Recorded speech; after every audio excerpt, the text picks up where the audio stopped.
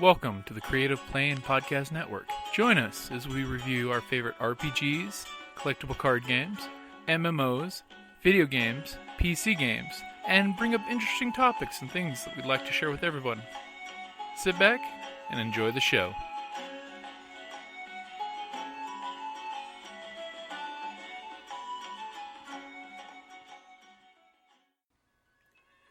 Hi, this is Kelly, aka Trixie from Ragnarok and Roll, a Scion to Ragnarok story, and Tilda Wimblewick from D&D Journey of the 5th Edition.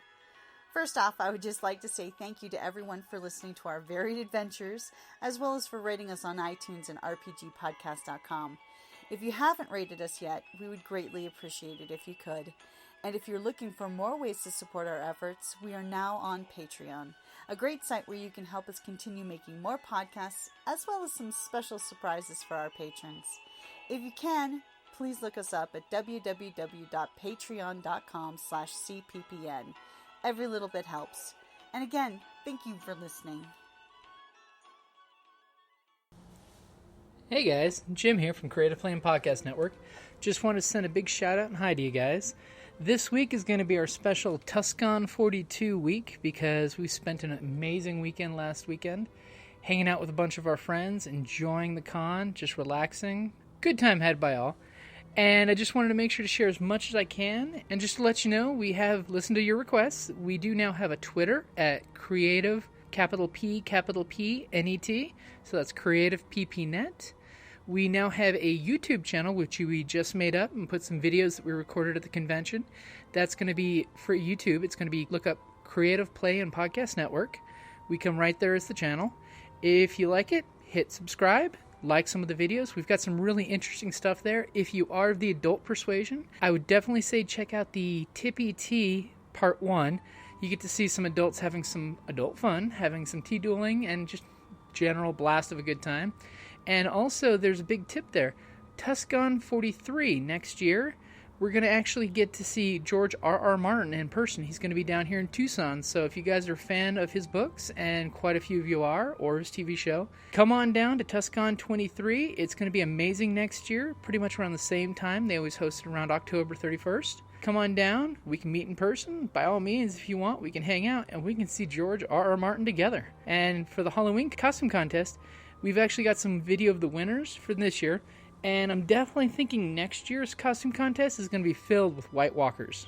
And maybe Jon Snow, but definitely lots of White Walkers. So I'm going to go ahead and throw some of the panels that we've listened to, and by all means, hit us up on Facebook, YouTube, or Twitter, all on Creative Play and Podcast Network, and we'd love to talk to you. And here's the show. All right. Well, I am Jennifer Lopez of Black Aether Cosplays. And I am Amber Martin of Shattered Reality Character Creations. These are just some of our costumes that we put together ourselves. And there's a lot of obvious things here, like there's some steampunk, pirate, wasteland, horror. Those are our realms that we like to delve into. And even sometimes we do crossovers like this guy, which is steampunk and horror. And I would say definitely Retribution as well. Yeah, I'd definitely say he's got it down. It's the character. We'll go through all of our character names in a minute.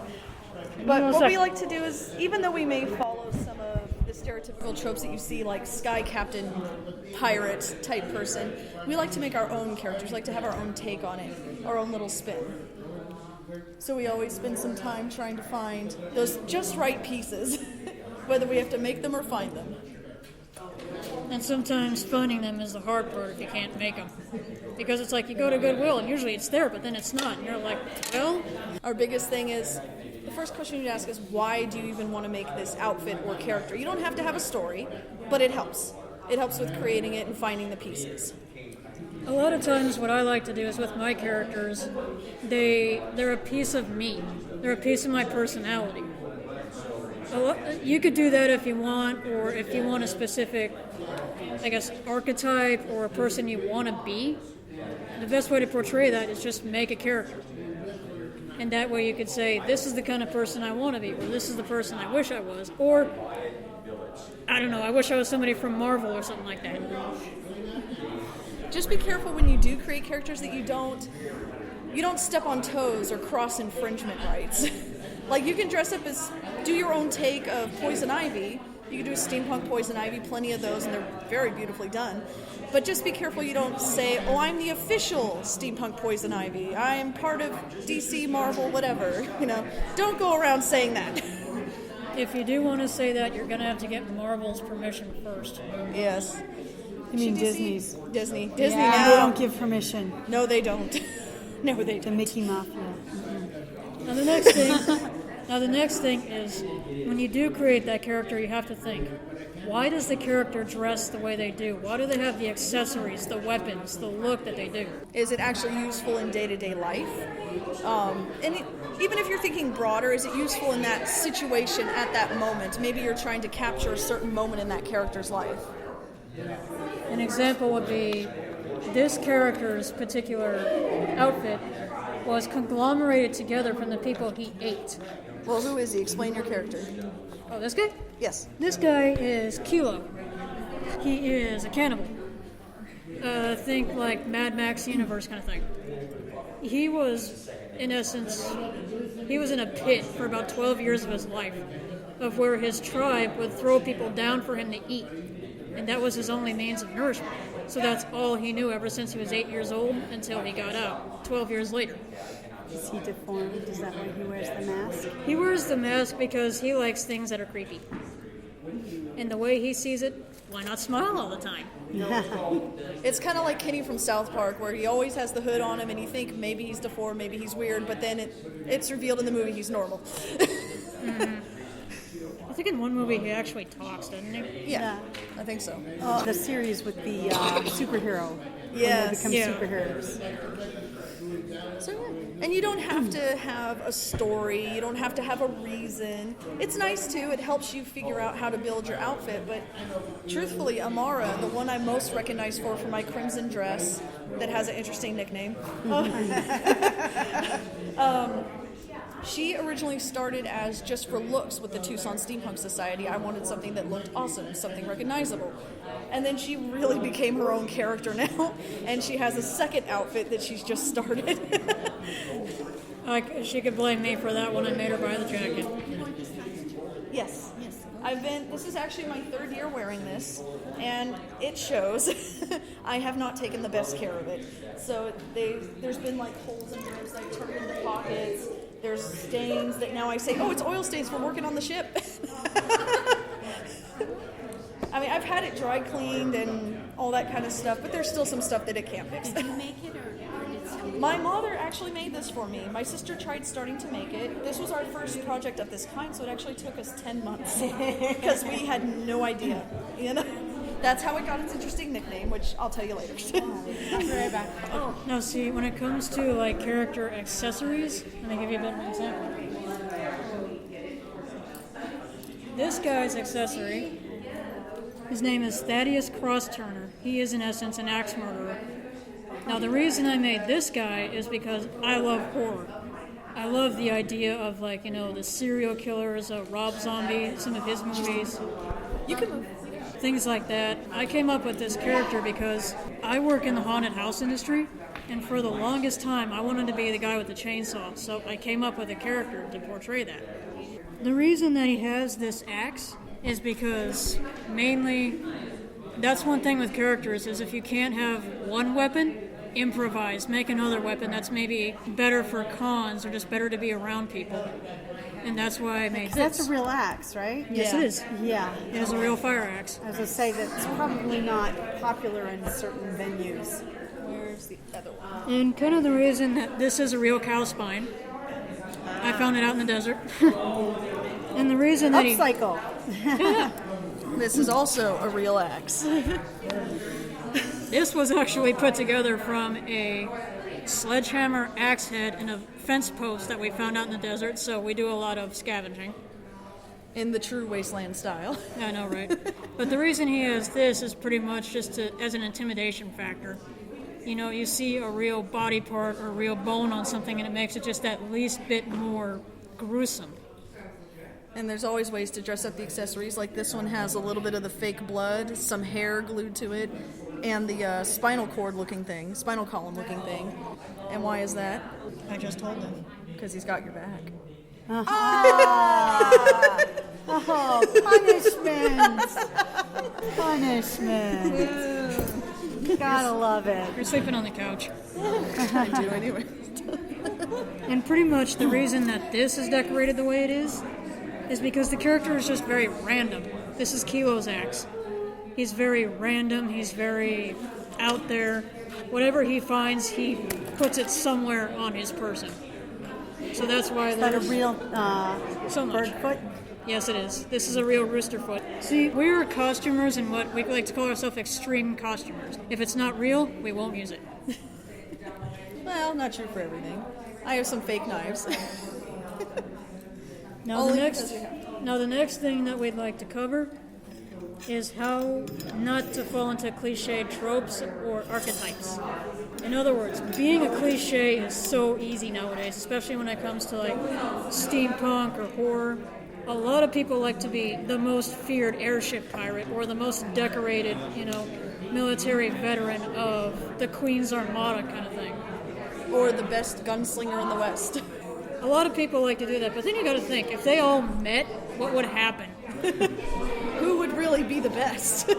True. So we think, if you're going to say you're the best of something or the most feared of something, that's fine, but how did you even get that? Did you earn it? Did you do something to where the other people around you said, oh, you're the most feared, we want nothing to do with you? And maybe you're the best or most feared in your area, but then once you get out into the world, you realize, oh, I ain't hot shit.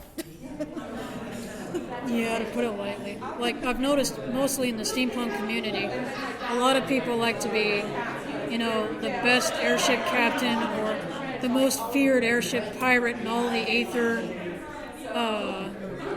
or the best alchemist, whatever have you. And then you have, like, the steampunk West, you have a lot of the best gunslingers or the best lawmen. It's like, okay, how did they get that way? Did they work their way to the top? Did they earn that title somehow? Because if not, it makes the character less personal. And as you start questioning those things, it starts to influence your outfit even, or your personality, your character when you're in that outfit. It's sadly very easy to step into archetypes because a lot of people nowadays want to be the best, or the biggest, or the most feared. It's like, you don't have to do that. You can be mediocre and average, and sometimes it's more interesting to be that, because then when your character gets in a situation, it's like, well, how did this plain, average, boring person get over here? Yeah.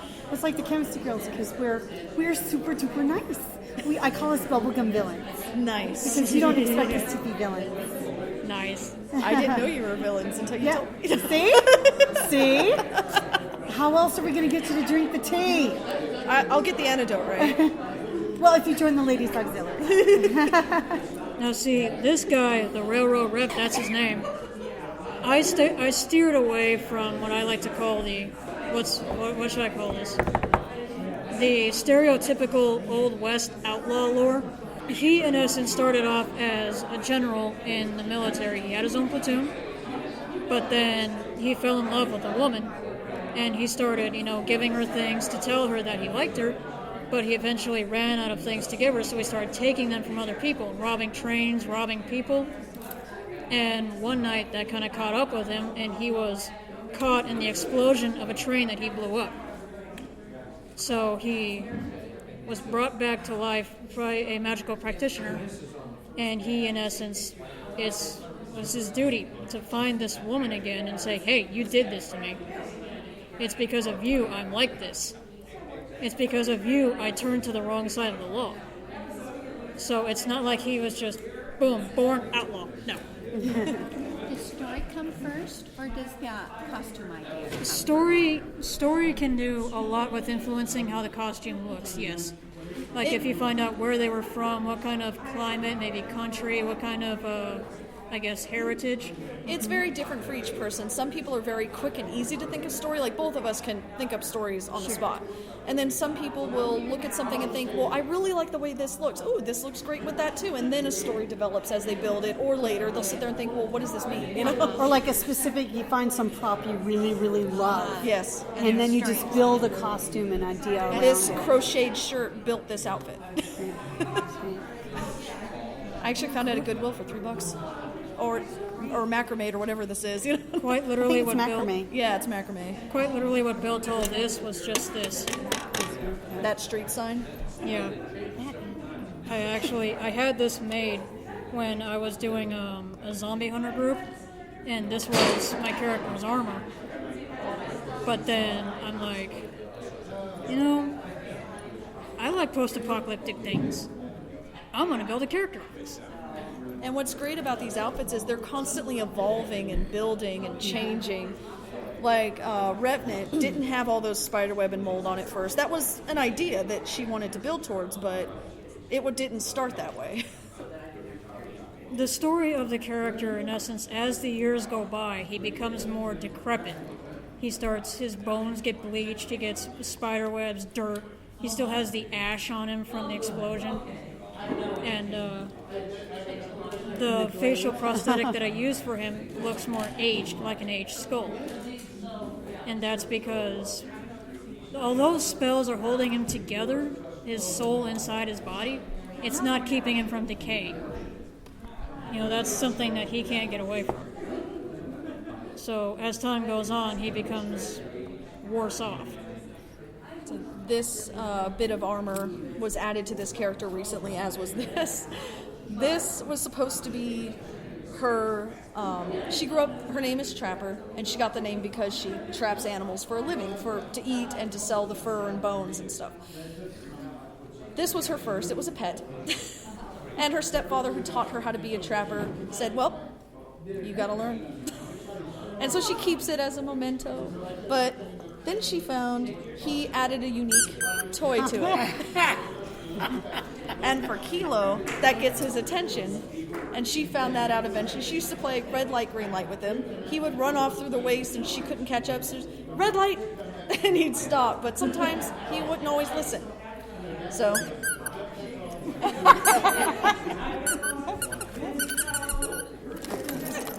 and that gets him to come back. You can hear that miles across the waste. I think that's another thing that people really like, is if your characters are developed enough and you have someone to interact with, people like seeing that, because it's something you don't see every day. Like, you can see a pretty costume all the time, but it's rare that you see really well-developed characters interact. It's something, you go to Comic-Con and you see these people in these ornate outfits, but they never act. They just kind of stand there for pictures. It's like, okay, what's your character? How do they act? If they were in a situation like this, what would they do? And so her and I will randomly just go into character and just interact with each other, and people love it. We have been stopped so many times for video. We've had to make sure, of course, we get permission, get the okay, get the thumbs up from security, because these two do have a little rough and tumble act where we'll actually attack each other and throw each other. Stage combat, you never fail us. Well, yes. Let us know if you guys have any questions. If you have any questions about the characters, if you want to take closer looks, please feel free. Pictures are more than welcome. Oh yeah, the one character I forgot to mention. That one down there is my zombie Prowler. Prowler I use, she came to fruition when I worked at a haunted house in Phoenix called 13th Floor. And eventually I moved to Chambers of Fear, and this year I worked at a place called The Crypt. Now, Prowler was turned by a wolf who had rabies mixed with the zombie virus. So the rabies and the zombie virus twisted and mutated into an entirely new strand. And that created a zombie that was more animal-minded as opposed to zombie. So it's very quick, it prowls, it stalks, it leaps. And it's very fun for me to do because with that particular character, me and a couple others do a lot of skits that involves a lot of physical attacks. And people dig it because I actually tackle them, they throw me, they, look like they're butting me with a gun, just all this stuff. How long does it typically take to get into the prosthetic and the zombie makeup? That guy's prosthetic takes me about, I'd say, 45 minutes. Just because I have to get it on my face, I have to get his contacts in, and I have to black out, everything pretty much that you can see. And you wear it for hours, because I remember at Wild Wild West Con, when I first met you, you were in that outfit. And Lordy, you worked hard too. Appreciate that.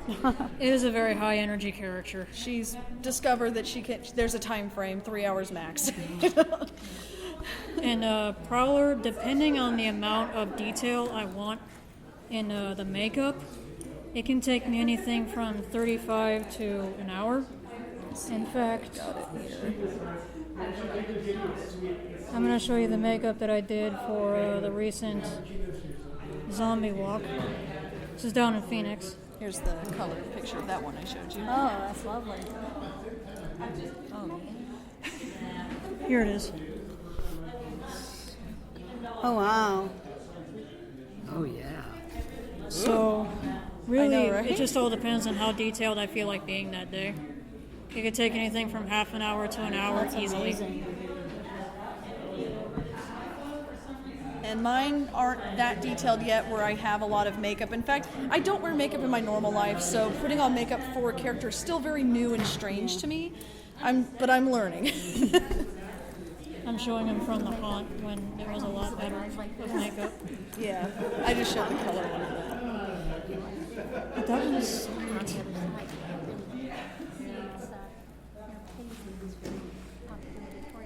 And this guy, actually, Retribution, that is all face paint. Ah. He usually takes me about 35, just because it's face paint, and what it is the white is something called Pax paint. Pax paint is a mix of medical grade adhesive and white paint, and because of that, when you put it on, it's real elastic and it sticks for a long time. It doesn't sweat off. How long does it take, or do you have to use special stuff to get it off? Like Yes, a I have to use spirit gum remover kind of thing. I just use regular adhesive remover, and then the black is just regular acrylic black body paint. And then the contacts, which are a pain in the butt. I like wearing contacts because the way I see it, it's like it adds to the effect. If you see somebody with regular eyes, it kind of, to me, it takes away. But if you see them with like whiteouts or demon eyes, it adds that little touch. An extra level. Yeah. Which, actually, I'm going to start wearing contacts because of a new side to Amara that's coming out called Dark Amara. Or Alexandria. Or Alexandria is her alternative personality. Chosen name. Yes. Actually given by Revenant, more or less. So, when you guys are talking about contact lenses, you're talking about colored lenses Yes. with all kinds of different effects. Oh, yes. Cool. Where do you get those? Online at various places. Okay. There's multiple sources. There's the ones you can see at conventions. There's the ones online. The ones I would recommend is a brand called Gothica. And that's just because Gothica is their prescription, so they're not going to mess up your eyes. Okay. Cool. Thank you. Welcome. My friend actually made that hat for me, and there's stuff where, once again, I wasn't too careful with some of my stuff, so there's pieces missing, but yeah, she made that hat for me just out of the blue. It's just a cheap Halloween top hat. I need to add some foam in it, actually, because it sits weird on my forehead. So it doesn't sit. It actually kind of rocks on my forehead here. Oh yeah, and you want to talk about real bones? So, like, it sits, but it... This is a badger jaw, and this is a mink skull.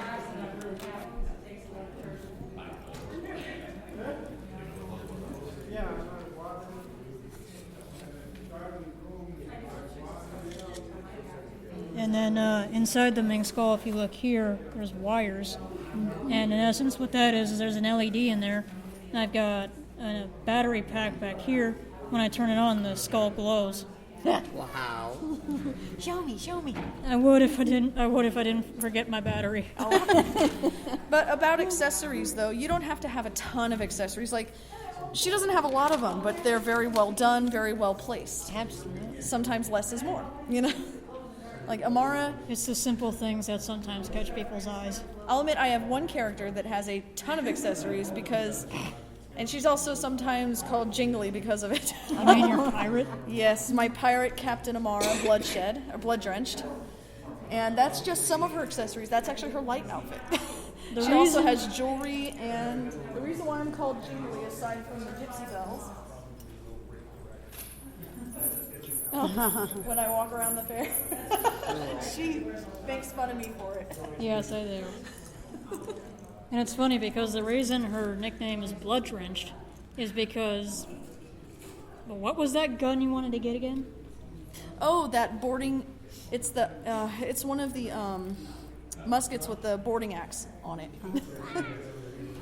She goes a little nuts in battle. Yeah, she got blood drenched because during one particularly bloody high seas battle, the only weapon she could find was an axe, so she got it and just started wailing, and she came back blood drenched, and that's how she got her namesake when she very first started becoming a pirate. My pirate is Aurelia Logan. She is Italian based, and she is now... Here's what I mean when I tell people stay away from stereotypes. She is a vampire, but how she became a vampire was once she got on Amara's ship, they had, just skip ahead a little bit. Once she got on Amara's ship, there was a sword tournament in France. And Amara and her first mate were entered as some of the contestants. So they go, and they're doing fairly well, and then she comes up against this guy who she doesn't know why. There's just something wrong about him. He makes her very uncomfortable, and she fights him, and he, needless to say, lays her flat. So after the tournament, he meets her kind of in an alley, and she finds out he's a vampire. They fight a little bit. He actually bites her, but as he's biting her, she, in essence, literally blows his stomach out with her pistol. And that's how she became a vampire. But she's not, broody about it. She doesn't go, oh, woe is me, I'm a vampire, or anything like that. She actually really likes it, but she's not overly flamboyant about it. In fact, she likes to keep it to herself. So she did get bit. Yes. She did. Okay, gotcha. But she blew his stomach out. Yep, to put it lightly. Is he still in the body or not? Or is he dead? Oh... Yeah, he did survive that encounter, but it took some healing. So he is still alive, but the way that she dealt with him is while he was weakened, she threw him down in the French catacombs. So he's stuck down there until she comes back to get him. Okay. And he has nothing but rats to feed on. And he has time to heal. That's good. But with the rats, that doesn't really help him. Not at all. So it's funny when they get when they try Is that to the technical term? It is highly technical. highly technical. So when they're trying to board a ship and take all their riches, things like that, their gunpowder cannons, blah blah blah. Aurelia goes on first, and the crew of that ship quickly learns that she can't be killed. So she's kind of their first person on ships they're trying to take. Now, how do you handle daylight then? She is what's called a daywalker. She is a daywalker, but it's not to say she enjoys being in the sun. She wasn't fully turned, because although he bit her, she didn't get the full effect. She didn't drink the blood back, May I take a picture? Oh, sure, go for it. But one thing I just thought about while you were talking is, one thing we forgot to discuss is when you're picking out your materials, make sure it's something that, yes, it may look awesome for you, the outfit you want, the look you want, but make sure it's something you can stand wearing, especially for a long time. Don't count on the air conditioning of places to, because... Especially in Arizona. Oh, I know. Because sometimes places are so packed it doesn't make a difference, like Phoenix Comic-Con. Sometimes places, their AC just doesn't work very well at all. Or you're outside, like Wild West Con. So, just be wary of the materials you choose. And I would try it out. Like, of course, as you things while you're making it to make sure it fits, also spend a day in it, or half a day, walk around in it, make sure you're safe in weird places, just all of that. Same thing with accessories. One thing that I try to tell people is when you are picking out materials, try to be as close as you can to the material if it was used in a specific time period. Because Which would be everything. because the last thing you want to do is, say for instance you're doing like a Renaissance character, last thing you want to be seen in is like pleather or polyester, just something that's, today made. You want to go for cottons and things like that. Which, as you can see, half of my stuff isn't exactly period, although some of it is.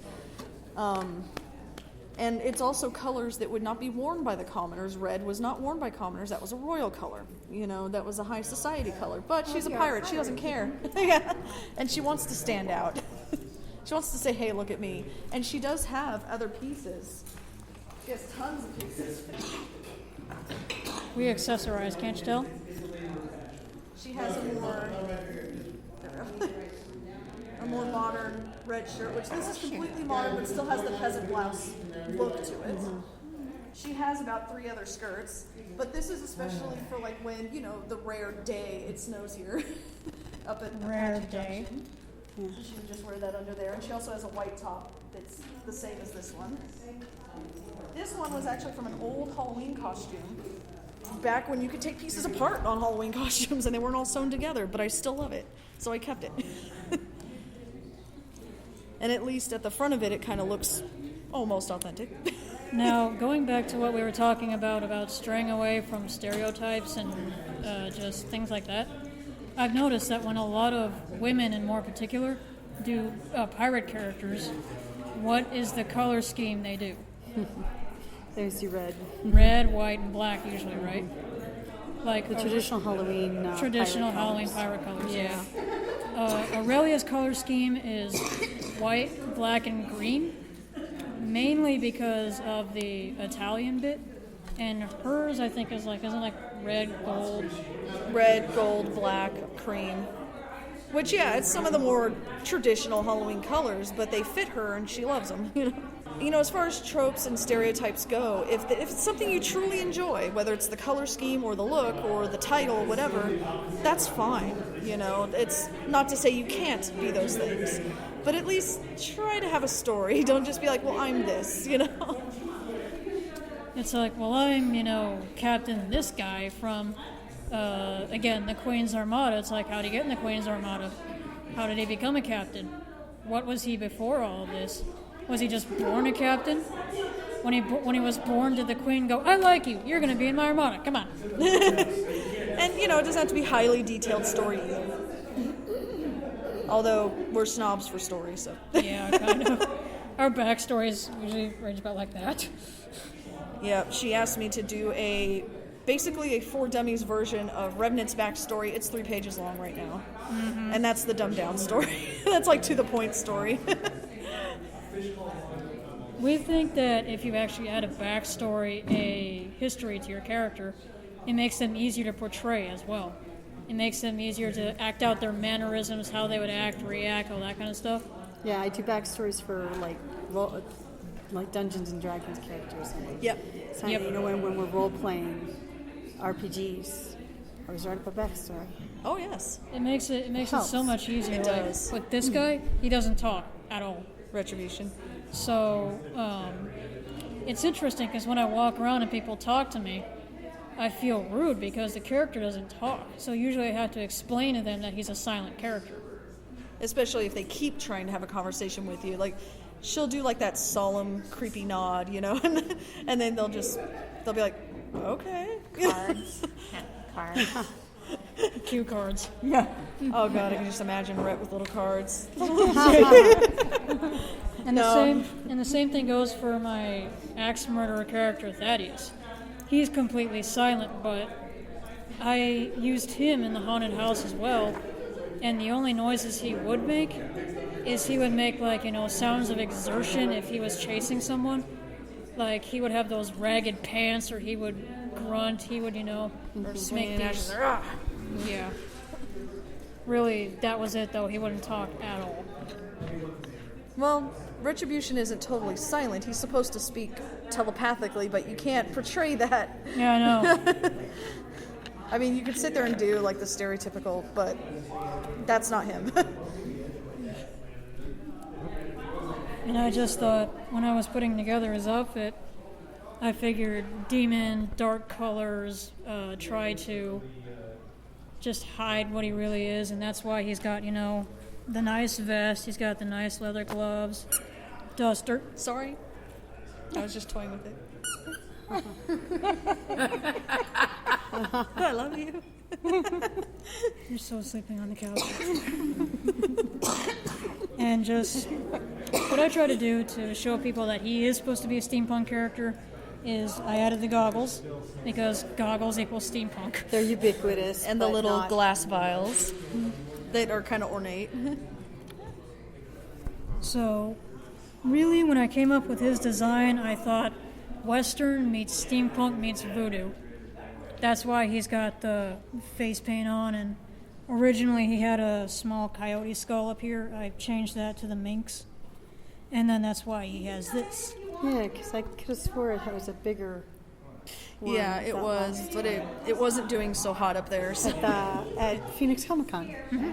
Yeah, the fashion show. Yep. I was at the fashion show. So I switched it out because it was too bulky. I didn't like it. So I got this little guy up there instead. And really, I'm like, this is too plain, so I just wrapped the rope around it, wrapped this, got the chain. It's got little crystals here and there. And really, he was supposed to be a simple but detailed character. And that's completely fine. Your character doesn't have to be too simple or too ornate or too accessorized like this guy. He's accessorized because everything that he has, again, he's conglomerated from people he ate. So. And chickens, apparently. Oh, yeah. Mummified chicken. Do you guys have any more questions? How did you guys get started doing this? We've always, at least I've always had an interest in just playing dress up. And way back when in the 1700s. No, then I was in acting and theater classes from when I was 7 to 21. Then my mom started taking me to Ren fairs, and Amara was born and kept building and growing. And then it was actually the first Wild West Con in 2011.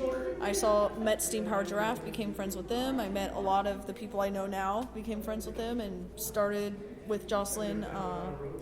She went by Simona Weathers. Jocelyn, me and her started the Tucson Steampunk Society, and I just built costumes from that. And then I kept going, and now I've always been into horror, but now she's getting me back into horror. Because I didn't have anybody for the longest time. I'm a bad influence. I got her into horror, and I also got her into the post-apocalyptic thing. I kind of got her to come out of the closet on a lot of what she likes. Yeah, because, for years I shelved it because I didn't have anybody else who enjoyed it. So, and my family was like, my grandmother was the kind to sit me down and make sure I sat up straight, my legs, my ankles crossed, knees to the side. Elbows off the table. Yeah, fingers off the food. And, which knife was what, and and all that kind of stuff. And she didn't hit me with a ruler or anything if I got it wrong, but she tried to impress that young lady, attitude on me. And a lot of it sticks. She makes fun of me sometimes. She goes, "You're sitting so proper." I was raised by my grandmother, who was Southern Catholic, so she tried the same thing on me. But on the opposite side was my grandfather, who was a mechanic since he was 12. So, I would belch, I would shout, I would have my elbows on the table and all that. And he didn't mind, it was my grandmother that minded. And all of those things from us growing up definitely reflect in shards of our characters. Like, Amara is my very much, not uptight, but just... proper. Yeah, very proper, tight-laced person. Yeah, because she feels she also has to be. She grew up in the slums of Sydney, where she didn't need to be proper, but she thought, well, if I want to get out of here, I'll either have to work on my back or work in the factories, and I'm not going to do either. So she's like, she got out, became an airship captain, started her own cargo company, and is very successful, and she feels that she has to keep portraying that ladylike politeness in order to get further in the world. And then along comes Retribution, who constantly makes fun of her for it. Revenant, who makes fun of her for it. They both start with R. Yeah. With me, I was raised by my mother primarily, who was into something called SCA. Society for Creative Anachronism, for those who don't know. And we were in, the Black Rose house. We would go every Wednesday to Melee. We would go to the wars. But around about age 10, I had to stop. And family issues. And then, I watched cartoons, watched many movies like The Muppets, a lot of Jim Henson, a lot of Disney, a lot of all that stuff. I played video games. My first gaming console was an SNES. And I would mimic what I saw on the cartoons or video games. I would mimic how they acted, how they walked, how they talked. And I was, I guess you'd call it a self-taught actor. And that's kind of where it bloomed, is I saw the dudes in armor, I saw the king and queen, I saw just all of them, and some of them had characters. And I'm like, I want to do that. That looks awesome. I can, make a character and portray it, and people will be okay with it. So, needless to say, my first characters I created, I was 4. Don't judge me. They were my imaginary friends. And then it just kind of grew from there, because my first official outfit was my Squire outfit that I wore when I was in SCA, because my mom's ex-fiance was a fighter. So I would help him get on his armor, I'd get him water, help him fix his weapons, things like that. And it just grew and grew and grew, and eventually I started going to conventions. My biggest one was PCC when it first started in 2008. Went to the first one. When it was just an itty-bitty convention. And it blossomed. From there, I'm like, you know what? I can be one of those people that people want to take pictures with. I can be one of those people who are, on podcasts, things like that. I can do it. So it's boom. One thing I would mention, though, is just because you create a character that might explore facets of your personality or things you want to do that you wouldn't normally be able to, that's no excuse for certain behaviors. It doesn't excuse you to do or say certain things to anyone. You still have your boundaries. You still have to obey laws and rules and societal politeness. A good example would be Revenant. His character, the best way I can describe this, is a silver-tongued asshole. He can talk his way into and out of anything, but he can insult you and you wouldn't even know it till 5 minutes later. You're walking away going, wait a minute. Now, that being said, with that particular character, I don't really portray that if I'm at a convention or something like that, because I don't know who gets offended by what.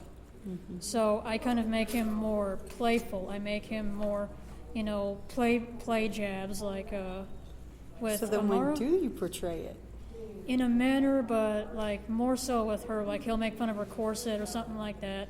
He'll make fun of her bust, or he'll, yeah, but not to anyone else, just to her, because it's more controlled and private role play that we do that kind of stuff. But in conventions and more public settings, it's toned down. Mm-hmm. Yeah, especially with my axe murderer. If I portrayed half the stuff he did in roleplay or what I saw him as originally, I'd be in jail by now. Yeah, you can get away with more of it at haunted houses, but not so much at conventions. Yeah. And it's like with the zombie. The zombie is meant to get in your bubble. It's meant to make you feel uncomfortable. It's meant to scare you. But being in haunted houses has taught me one thing. It's taught me to gauge my audience. Will this scare work on this person? Will that person get scared at all? This person looks like they have a bad day, or this person just looks like they may need a laugh. So, I'll change it up from scary zombie to playful zombie, who, rolls over, gives paw, things like that. Yeah. Becomes rather goofy. Especially if it's around little kids. Yeah. Little kids, I can't scare. I just can't. Especially, there's been times they see Revenant coming and just see the skull mask or skull prosthetic and everything, and they're just like, oh, they're already behind their mothers, And she'll try and, hey, come here, fist bump, and stuff. And half the time they do, sometimes they don't, Because there are some kids that absolutely adore zombies, and then there are other kids that. Yeah. Same with clowns, though. Yeah. I'm a big kid afraid of clowns. And yet she hangs out with me, who hangs out with haunted house clowns. Well, haunted house clowns are different. They're meant to be scary. Yes, and, they are. But like a regular old birthday clown, no, just over there. They're just Like, I feel bad because sometimes, like, at WestCon, hi, I can talk. You can English. Yes, I can. I speak good English. There was more than one instance where I would walk up and, they would have their little kid, like I'd go 2 to, say, 5 or 6. And I would walk up to him as Revenant and, they would start getting that face, that I'm about to cry face. And I'm just like, okay, all right. So I just back off and I go to the other side of the road just to put some space because I don't know whose mother's going to get mad at me for accidentally scaring their child. Or who might contact con heads and be like, you've had this ultra scary person, Revenant is, they love the character, but it's kind of walking on ice with him because he is a little scary. A little bit. And it is horror meets steampunk, they like that, but for some reason they think he's scary. But then you look at, like, the dude who does Gentleman Robot, that big thing with, like, the drill, his battle form. John Floyd. And I'm just going, and that's not scary, but I am? Okay. Well, he's, it's like a big toy robot. Yeah. And he's like a dead person. That's the best way I could say that. It's just a dead person. Well, like you said, it's some people saying, other people's, But we've actually got to wrap this up. I got the flash. Yeah. Thank you. Any last minute questions? Feel free to look at costumes, take pictures. Thanks for putting this on. Not a problem. No problem. Feel free to ask questions, take pictures, do whatever you want. We also have a little pronounced kind of overview of what we talked about. Thank you. You're welcome. So what's the character's name that you're in? This is Kilo. Kilo. And the way that he got that name is one day when he was down in the pit, he heard his fellow tribe mates, they were talking about something, and he heard the word Kilo, K-I-L-O. And he's like, I like that, but I don't know how to spell it. So he decided to use it as his name, but he spells it K-E-E-L-O instead of K-I-L-O. So. Cool. I like how your characters have character. Thank you. It's very cool. Yeah. It makes it so much fun to do them. I believe you. You guys have any soundbite for the Creative Playing Podcast Network? Yes. Yes. Check out my webpage. It's facebook.com/shatteredcreations. That's mine. And mine is facebook.com/Captain Amaro Deegan for Black Aether Cosplay. All right. Thank you, guys. No problem. And also for you, I have a thing. Oh, yes, I have a thing. I have a thing for everyone. We both have things. I almost forgot I had Things. There you go. Oh. Well, thank you kindly. That's one of a kind, I think. I never get these things. Here you go. Is there 2 in there? No, it's not. I support cannibalism. There was actually somebody at PCC this year who wouldn't take it. Really? Because it said, I support cannibalism. Well, most people, would just laugh and get the joke and, Yeah. and treat it like, okay, you don't really support cannibalism. Alrighty. Cool. All right. I hardly ever get ribbons. I don't know how to put them on properly. Everyone likes ribbons. No, as a vegetarian. Hey guys, Jim here again. Just want to let you guys know we're going to be doing a panel at Tucson Comic-Con at 5 o'clock on Sunday evening. We're going to go ahead and throw a podcast episode live with the audience and come up with something cool to talk about. And since we're pretty much all going to be together, I was wondering if you guys had any questions that you'd like us to ask each other in a public setting, do a bit of a round table. So if you guys have any questions you'd like to send to us between now and November 6th, go ahead and shoot me an email at creativeplaypodcastnet@gmail.com. That's creativeplaypodcastnet@gmail.com. All right, guys, and always, thank you for listening.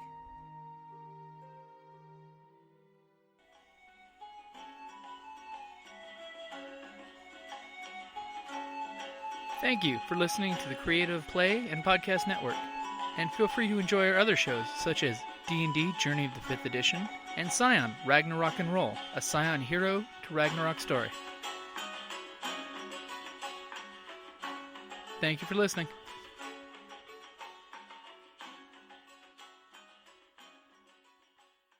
Should I start? I'm recording now, so go ahead. What time is it? It's 3:08. Might as well get going. All right. Carry on. Do you allow photos? I'm sorry? Do we allow photos? Oh, yes. Go for it. Photos are totally allowed. Photos are very much encouraged.